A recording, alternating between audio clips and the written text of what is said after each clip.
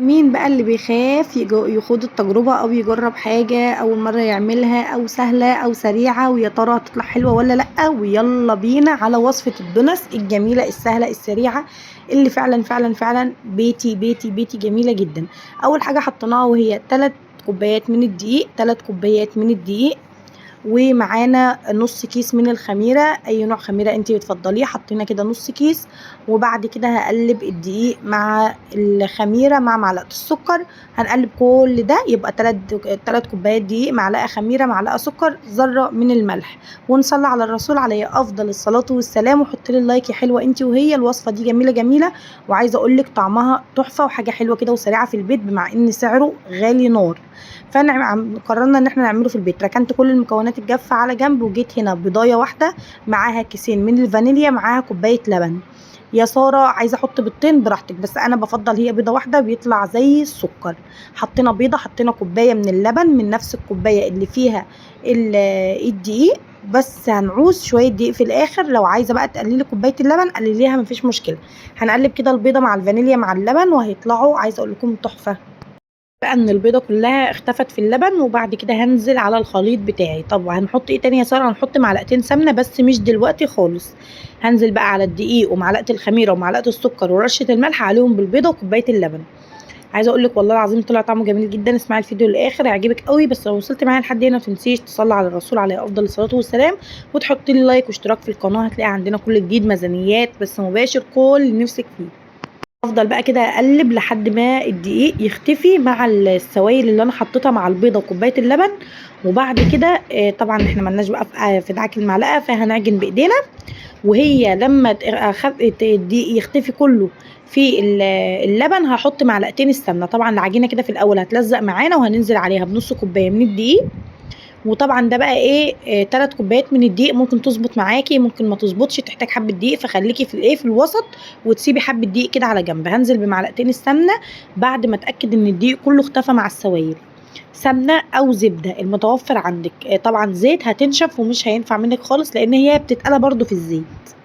انا بقى مرضتش اقص اي حاجه من الفيديو علشان كلنا بنقع في نفس الكواليس دي. وكنت انا من واحده لما اجي اسمع وصفه والاقيها مثلا تلزق معايا او تمسك معايا وما اعرفش اعالجها، كنت بقول طب هم في ثواني كده عملوا الوصفه والوصفه طلعت مظبوطه معاهم ازاي؟ وطبعا من الكواليس اللي بتقابلنا ان انت هتفضلي تعجني في العجينه هتلاقي العجينه بتلزق. فهننزل شويه شويه بنص كوبايه دقيق. هي مش خدت كوبايه كامله، هي خدت نص او اقل كمان من نص. هفضل كده اقلب فيها الاقيها بتلزق تاني. وطبعا عجينه الدونس اصلا من النوع اللي هي بتلزق، حتى لما تشرب دقيق هتسيب تلزيقه بسيطه. وكده تعرفي التلزيقه البسيطه كده ان العجينه ناجحه معاكي. هحاول الم في العجينه واحده واحده وهنشوفها دلوقتي مع بعض بقت عامله ازاي. الدونس في ناس كتيره بتستثقله وبتستثقل عمايله، وانا فعلا يعني مش على طول بعمله. بس صراحه الولاد كانوا نفسهم فيه فقلت اعمله لهم كده على طول. وطلع صراحه طعمه جميل جدا، وبالذات صوص الشوكولاته. عملت صوص الشوكولاته ازاي يا ساره؟ حطيت كوبايه من اللبن، 3 معالق من الكاكاو الخام، 3 معالق من الكاكاو الخام، كوبايه من اللبن، نص كوبايه من السكر، ربع كوبايه من الزيت. طيب بصوا هنا بقى جمال العجينه والطراوه بتاعتها، وما عادتش بتلزق زي الاول. تلزيقه خفيفه كده اعرفي ان العجينه تمام معاكي. اوعي تفضلي تديها الدقيق لحد ما تنشف وتبقى عامله زي الحجاره، لا طبعا. العجينه هنسيبها تركن على جنب، وبعد كده بقى هلم كل الدوشه اللي احنا عاملينها، واول باول كده عبال ما العجينه تخمر تكوني ايه غسلتيهم. هلم كل الدقيق بقى الدقيق وكل الحاجات ديت. وطبعا عندي شويه فرماسي هنا لقيتهم في التلاجة. بصوا انا صراحه كنت عامله الوصفه دي وما كنتش مجهزه لها اي حاجه، يعني لقيت مقاديرها كده موجوده. الحمد لله ربنا يديمها علينا نعمه ويحفظها من الزوال. اسفه على صوت الباب. فقلت خلاص بقى هعمل بالموجود وخلاص. حبه الفرماسي كانوا شويه صغيرين. وهقول لكم عملنا ايه دلوقتي. مالكوش دعوه ورقه الشاي الاخيره دي لانها جت ورده، واحنا ما بنشربش الورده، بنشرب الشاي الليبتون. فقلت هرجعها وكده يعني. المهم دخلتكم في تفاصيل ملهاش دعوه بالفيديو خالص، بس ما علينا. عملت بقى الصوص الشوكولاته وطلع تحفه جدا. حطيت كوبايه من اللبن، 3 معالق من الكاكاو، نص كوبايه من السكر، نص كوبايه من الزيت، نص كوبايه من السكر، نص كوبايه من الزيت، مع كوباية 3 من معالق الكاكاو، نص من كوباية من الكاكاو الخام، السكر، كوبايه من اللبن كامله، ونص كوباية من 3 معالق الزيت. من بحط الكاكاو كله على بعضه الخام في الخلاط. بحط اللبن مع الكاكاو مع الزيت مع السكر، واشغل الخلاط حبه وافصل، واشغل الخلاط حبه وافصل لحد ما يدوني القوام القمر اللي انتوا شايفينه ده. بصراحه عمل لعيله العيله يعني. صوص الشوكولاته كفه الدونس وفاض، وعنده كمان في برطمان في التلاجة ينفعنا لاي حاجه او اي وصفات كيكه، اي حاجه عايزين نعملها بعد كده. عملته ازاي يا ساره؟ كوبايه من اللبن، نص كوبايه من السكر، نص كوبايه من الزيت، 3 معالق كبار من الكاكاو، اي نوع كاكاو عندك، بس طبعا الخام هيديكي طعم احلى واحسن. وصراحه برضو هو كان عندي. جينا بقى هنا الموضوع ال- التقطيع. هقطع كور صغيره تخرميها بغطاء ازازه ماشي، تفرديها، بس انا احسن حاجه بحبها ان انا افردها بالخشبه. تفرديها بالخشبه ازاي يا ساره؟ افرد قطعه العجينه دلوقتي وهتشوف انا هعمل ازاي. ما عجبنيش الوضع ده، جبت قطعه العجينه كلها، رشه دقيق تحت ورشه دقيق خفيفه فوق، وبعد كده بقى النشابه بتاعتي الجميله الحلوه اللي هي دايما شقيانه معايا، وهمسك كده الايه العجينه افردها كلها، وبعد كده باي كوبايه او اي مج عندك، وهنعملها زي القرص كده. عايزه بقى تعملها بغطاء ازازه من النص. تمام، انا هعمل الاتنين صراحه، والاتنين طلعوا احسن من بعض.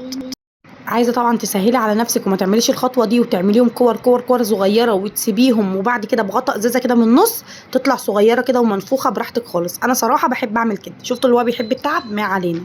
فردت بقى كل العجينه، وطبعا الزيت هيبقى زيت دافي، زيت دافي على النار، ولا هو سخن قوي يحرقها ولا هو واطي قوي يخليها تهبط وتشرب الزيت. هنا بقى باي مج عندك، اي مج عندك، هنحط كده بوزه في الدقيق ونرجع نحط على العجينه، بوزه في الدقيق ونرجع نحط على العجينه. بصوا هنا ما شاء الله كده كانت خلاص. قطعتها كلها، وهرجع بقى اللي هلمه، طبعا مش هعمل نفس الموضوع، اللي هلمه هعمل بيه بقى كور صغيره، وهنشوف دلوقتي مع بعض واحده واحده. المهم تعملي حاجه حلوه للولاد وتحسسي نفسك كده ان انت ست شطوره، ودايما بتعرفي تعملي اي حاجه، ما هياش صعبه عليكي. حتى لو هتطلع اول مره فاشله، المره الجايه هتبقى احسن واحسن واحسن. حابه اشكر كل حبايب قلبي اللي اشتركوا في القناه جديد، كلكم منوريني ومشرفيني وعلى راسي طبعا. بحبكم في الله، احلى اخوات في الدنيا. امنيه حياتي ان القناه تكبر وتتشاف بيكم طبعا وبدعمكم ليا باذن الله. هنا بقى الحته اللي لميتها زي ما قلت لكم هعملها كور صغيره صغيره كده، وبعد كده بصبعك بغطاء ازازه باي حاجه عندك الخرامه اللي هي اللي بتبقى في الحاجات بتاعه الكريم شانتيه دي، براحتك خالص. اي حاجه عندك تعملي بيها. غطا الازازه مش هيقول لا ولا هيقول عني خالص، فهنعمل بيه. طبعا بدات ان انا اقطع كده كل كره لوحدها، واللي انا عملتهم قرص دول برضه هوريكم هعمل فيهم ايه. في الوقت ده بقى في الاواخر كده خلاص حطيت الزيت يدفى على النار، يدفى يا. وهنا تستحملوني يا جماعه لان احنا قاعدين في الدور الارضي، ففي مكنه معرفش دي مكنه ري ولا دي مكنه ما فيهاش بتاع دوت، عامله صوت كبير جدا. المهم حطيت هنا الزيت، والزيت دافي. بصوا دافي، ولا هو سخن مولع ولا هو دافي قوي بارد قوي يشرب الزيت. هقلب بقى كده. عملتهم قرص. ليه بقى بعملهم قرص؟ عشان الولاد بيحبوا يفتحوها كده من الجنب ويحشوها من جوه، فاهمين؟ باي حاجه كده، بكيس، حتى بكيس من اللي هو بتاع الخزين، تحطي فيه حبه من صوص الشوكولاته. لما طبعا تدخليه التلاجة والدونس يبرد، تعملي الوصفه اللي بقولك عليها دي. كيس تلاجة كده وتحطي بقى، ويبقى زي بتاع بره بالظبط. بصوا بوريكم هاشش كده وجميل جميل جميل. طلعنا الدونس خلاص، وكان فيه زي طبق لسه برده بيتقلى.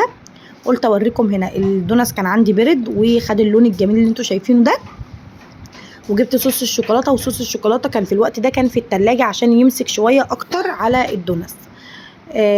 هنعمل ايه تاني بقى؟ هنزين. ودي بقى خطوه التزيين صراحه اللي انا ما بحبهاش. مش هقول لكم خطوه التزيين اللي انا بعشقها، لا. في الدونس بالذات بيبقى لها كده طقوس وحاجات، بس ما علينا، احنا في البيت وهنجددها. قصدي هنزينها باي حاجه عندك. اوعي تقفي. بمعلقه كده هجيبها شمال ويمين، وهوريكم دلوقتي احنا بنعمل ايه. حطي اللايك يا قلب اختك، حطي اللايك. بصوا هقلبها كده شمال ويمين. هو بقى للاسف الشديد المفروض ان انا كنت اعمل الوش، مش اعمل وش وظهر، بس المره الجايه اللي هعملها بعد دي هتيجي وش وظهر. هحط كده بقى في الفورماسيو، وطعمه طلع تحفه. بصوا الله الله الله الله جميل. تزيين هنا بقى براحتك انت. فورماسيه، عندك شوكولاته بيضه، عندك شوكولاته بني، عندك سكر بودره مطحون، بعد ما تحطيها كده في الكاكاو ترشي عليها ابيض تكسري اللون. لو عندك بقى شوكولاته مكعب شوكولاته بيضه كده وسيحتيه على حمام ميه، وعملت كده خيوط بالشوكه، براحتك خالص. التزيين ده بتاعك انت مش بتاعنا احنا.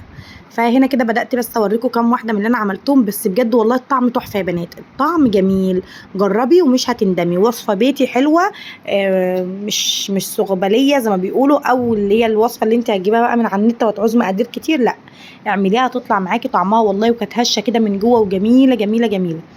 هنا بقى وصلنا لايه، لمرحله التزيين وخلاص. بدات بقى عملت كذا واحده هنا كده، بصوا ما شاء الله جميله. التانيين دول هعمل فيهم ايه، هحشيهم من جوه، هحشيهم من جوه. عايزه بقى تحطيه في التلاجة في علبه والولاد ياكلوا منهم كده، يسحبوا منهم واحده واحده براحتك خالص. وهنا بقى كنت بدوق عمايلي طبعا وتجربتي طلعت فيها جميله. حط اللايك يا قلب اختك، ولو وصلت معايا لحد هنا صلي على الرسول عليه افضل الصلاه والسلام. حط لنا لايكات كتير وقولي لي عايزاني اعمل لك فيديو ايه او وصفه ايه الفيديو الجاي. بحبك في الله، سلام عليكم.